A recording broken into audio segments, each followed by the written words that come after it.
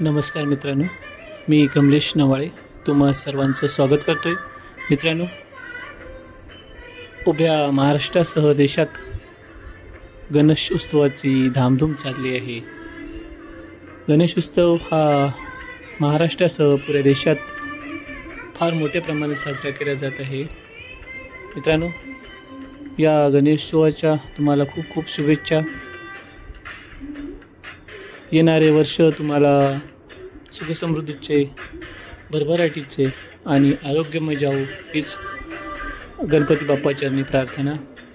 मित्रांनो, गणपती बाप्पा हे 14 विद्येचं प्रतीक मानलं जातं. 14 विद्येचं निपुण असलेला हा गणपती बाप्पा विज्ञानाचा प्रेषक म्हणून या गणपती बाप्पाकडे पाहिलं जातं.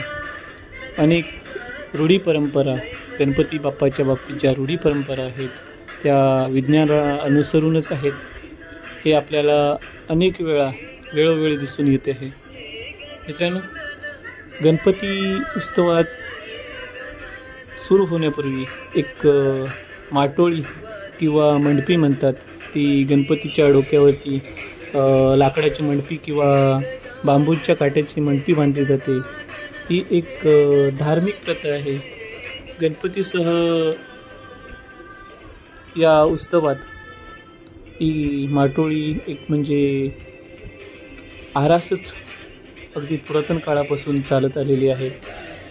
माटोळीची धार्मिक बाजू पाहता कोकण हे विविध वनस्पतींनी नटलेले आहे आणि त्यात श्रावण भाद्रपद महिन्यात येणारा बहर, नैसर्गिक सौंदर्याने येणारा बहर अजून नटून जाते.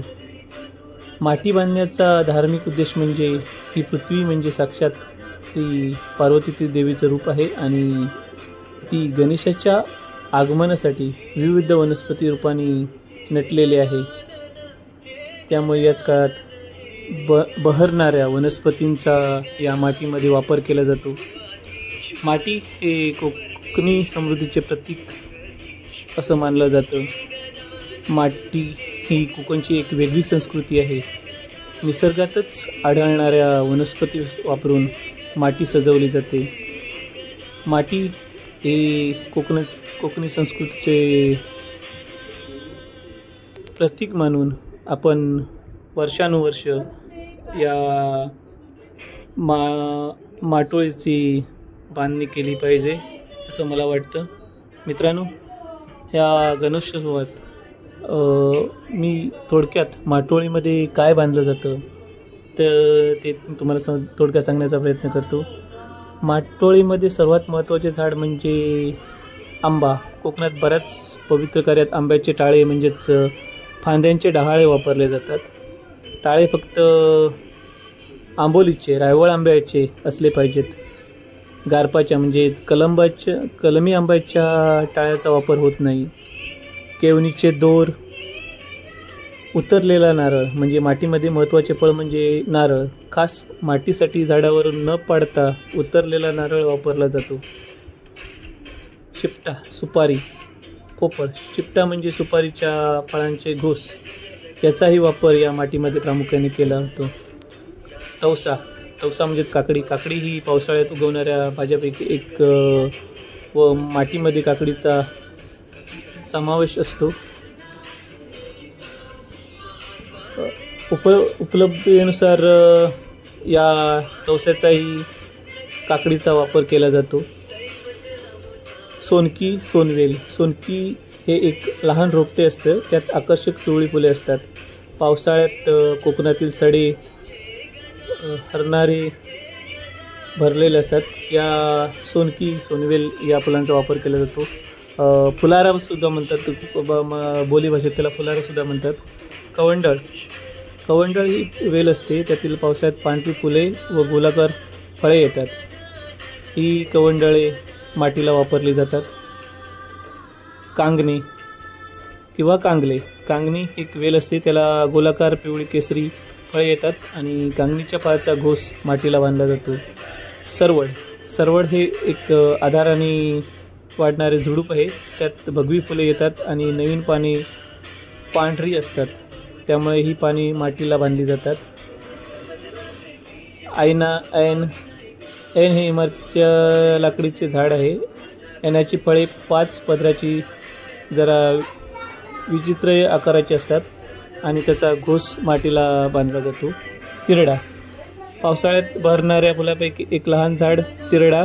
या गुलाबाची फुले मातीला सुंदर दिसतात. वाघनक्की कळलावी वाघनक्की हे एक वेलवर्गीय कंदमुळं असतात आणि त्याची आगीसारखी दिसणारी लाल भगवी पिवळी फुले मातीत अजून रंग भरतात. नरमाची फळे नरम हे एक मध्यम आकाराचे झाड आहे. याची फळे काही ठिकाणी मातीला वापरली जातात. त्यानंतर नागपुड्याची फळे नागपुड्याची एक मध्यम झाड आहे. याला तरगीसारखी पांढरी फुले येतात, तर त्याची पिवळे केसरी वाकडी फळे मातीला वेगवेगळी अत्यंत वाघनकासारखी शोभून दिसतात.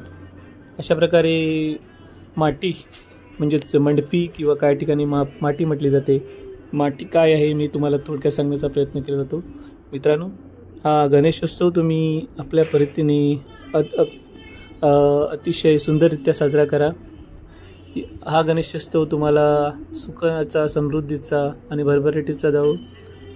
मित्रांनो, हे जे आपले सण असतात हे सण आपल्या अर्थव्यवस्थेला बळकटी देण्याचं काम करत असतात. कोकण प्रांताचाच विचार केला तर खूप मोठ्या प्रमाणात उलाढाल होते.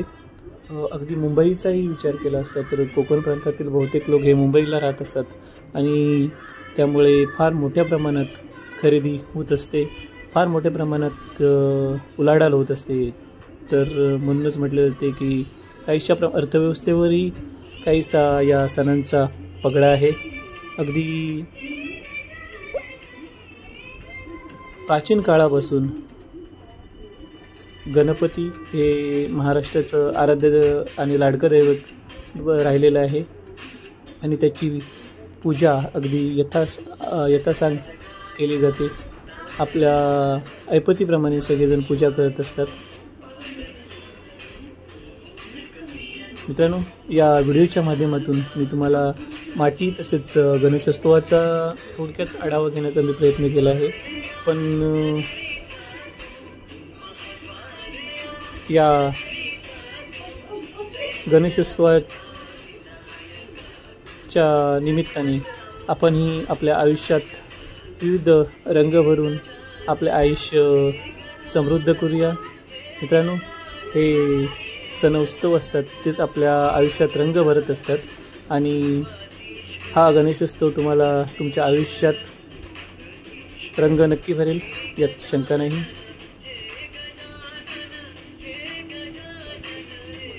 तुम्ही आपापल्या पद्धतीने आपल्या ऐपतीप्रमाणे यथासांग गणेशोत्सव साजरा करा, हीच ईश्वराचरणी प्रार्थना. मित्रांनो, गणेशोत्सवासाठी जे काही तुम्ही प्लॅनिंग केले असेल त्यांना सर्व प्लॅनिंगसाठी आमच्या शुभेच्छा.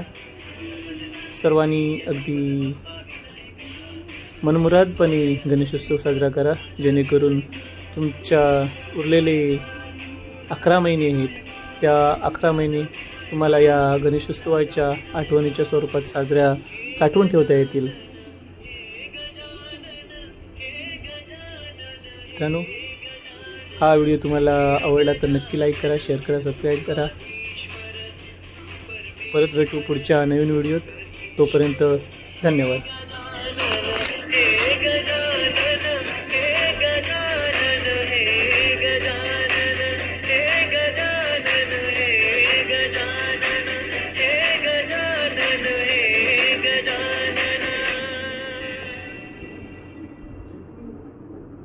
गजानन